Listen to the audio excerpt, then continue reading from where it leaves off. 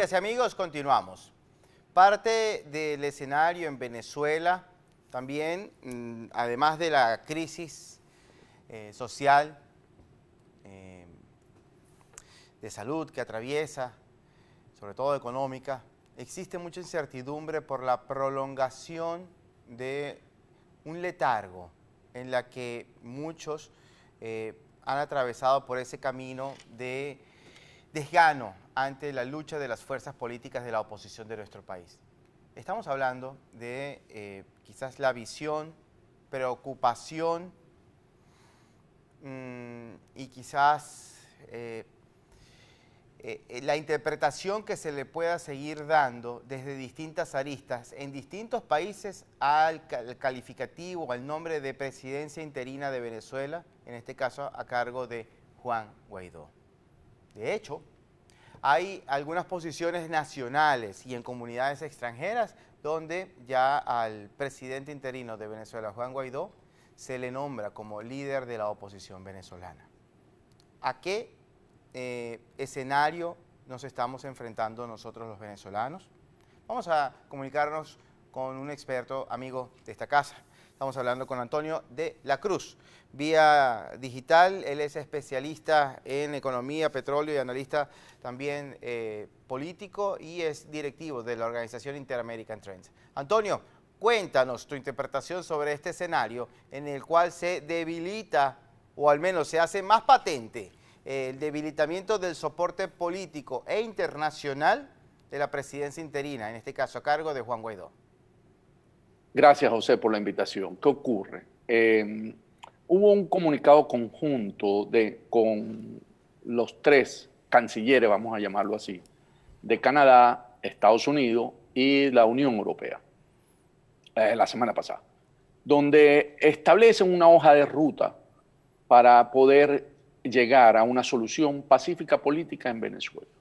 En esa hoja de ruta que establecen buenas intenciones, donde dicen que tiene que haber unas elecciones presidenciales, legislativas, regionales, hay un párrafo en la que dice que recomiendan que se mantengan los valores de la democracia o los principios de la democracia en la elección regionales y municipales del 21 de noviembre. Entonces, ¿qué ocurre? Ellos desplazan toda la intención a unas elecciones que sabemos nosotros que en sí misma no resuelven la crisis política, social, económica de Venezuela. ¿Qué ocurre? Esto es una agenda que debemos recordar que ha sido muy impulsada por Josep Borrell, por el mismo en los factores externos, los factores internos por Enrique Capriles y Jorge Rodríguez. Entonces, tenemos una agenda que toma forma y cuerpo, ¿no? Entonces, ¿qué pasa? Que si esa agenda continúa, que es casi seguro, ¿verdad? Porque Josep Borrell está enviando una comisión para evaluar las condiciones de enviar una misión acompañante a esas elecciones, va a tener mucha debilidad la presidencia interina, porque una vez que eso ocurra y se dé, ¿verdad?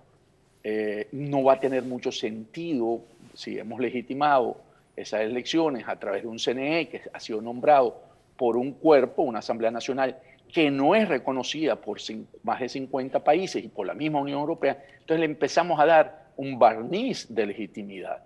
Y allí el interinato pierde fuerza. Entonces, ¿qué ocurre? Que a medida que esto avance, ¿verdad? Y sabemos que están las conversaciones de Noruega, y podríamos pensar que en el Acuerdo de Salvación Nacional podríamos entrar en ese momento y buscar una solución. No, siguen las dos agendas en paralelo. José, ¿qué ocurre? Que lo que yo veo en ese análisis que estamos haciendo es que una vez que se inscriban los candidatos entre el 9 de agosto y el 28 de agosto de este año, que de acuerdo al cronograma electoral para esas elecciones del 21 de noviembre, una vez que eso termine, el proceso el régimen no va a tener motivación para seguir adelante con esas conversaciones en Noruega, porque ya logró su cometido. Y ahí va a haber una situación muy tensa, porque una vez que eso fracase, ¿qué va a hacer el gobierno interino? Va a decir que no va a participar en unas elecciones regionales.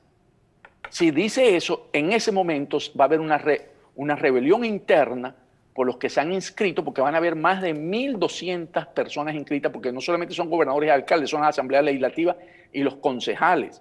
Entonces, que no va a acudir a ese llamado y ahí rompe otra vez con el gobierno interino. Entonces, ¿qué ocurre? La puesta en escena en esa declaración conjunta es básicamente un debilitamiento más a lo que es el interinato y tiene un alto riesgo para ello.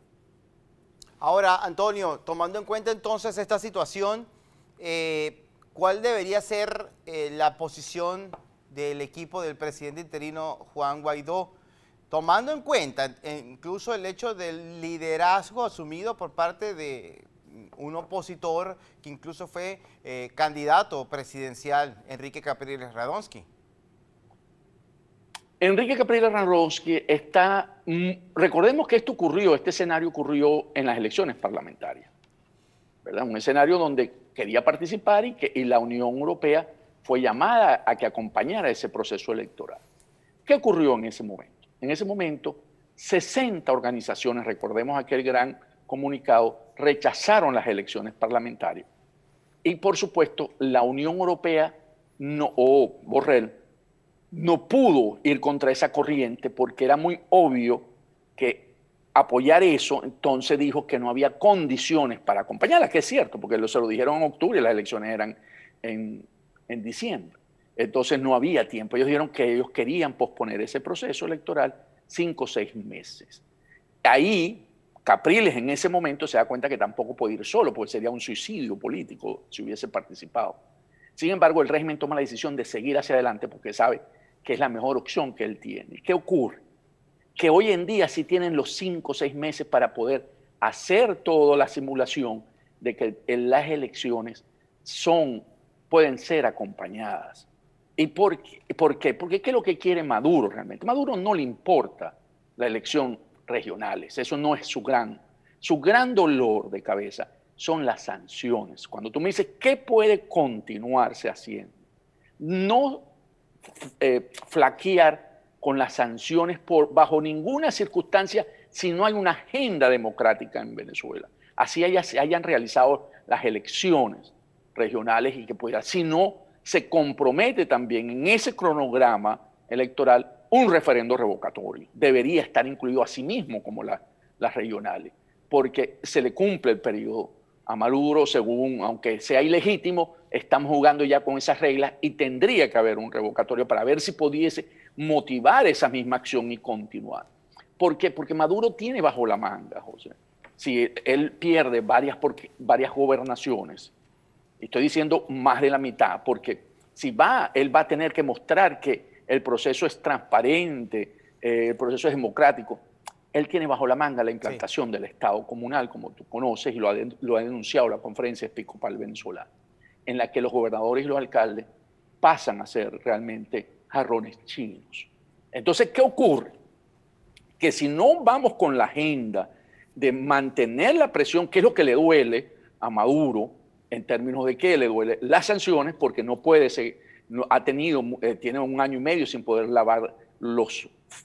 blanquear capitales que ha tenido por las partes ilícitas, porque se hace realmente a través de las exportaciones, y eso lo hemos hablado en la vez pasada. Si se insiste a través de la Unión Europea, Canadá y Estados Unidos, que se termine de abrir el proceso en la CPI, en la Corte Penal Internacional, eso. ¿verdad? Porque eso también lo amenaza a él. Totalmente. Si se termina de concluir y se trae a Estados Unidos al ESAP desde Cabo Verde, ¿verdad? Y hacer ahí, y poner al fin... Pieza valiosa. Traérselo, ¿ok? Sí. Entonces ahí sí lo pones a él en una situación que puede llegar a unas condiciones más favorables que seguir pensando que yo estoy ocupando espacios, ganando elecciones que sabemos que a la final no estás ocupando espacios, pero sin tener realmente la función de poder, porque sabemos que en Venezuela tenemos la SODI, los REDI, los grupos irregulares o ilícitos que gobiernan ya las regiones y que tú no vas a tener poder de gestión dentro de esos estados. Entonces, yo creo que aquí lo que hay que tomar, habíamos hablado creo que hace un par de semanas, que deberíamos haber hecho una tregua electoral para evitar esto precisamente, pero si no se puede, tenemos que seguir ejerciendo una gran presión y convencer a los que nos acompañan en este momento a que esa es la mejor solución para la crisis política, social y económica que vive Venezuela. Antonio, muchísimas gracias. Vamos a ver qué nos depara la sensatez política de nuestro liderazgo opositor y espero que sea cónsono con lo que todos queremos, la liberación de Venezuela. Un gran abrazo a la distancia, Antonio. Cuídate mucho, por favor. Igualmente, José, un placer por la invitación. Igual, hasta la próxima. Era Antonio de la Cruz, especialista en economía, petróleo, analista también político venezolano y directivo de la organización Inter-American Trends. Nos aparten, ya volvemos.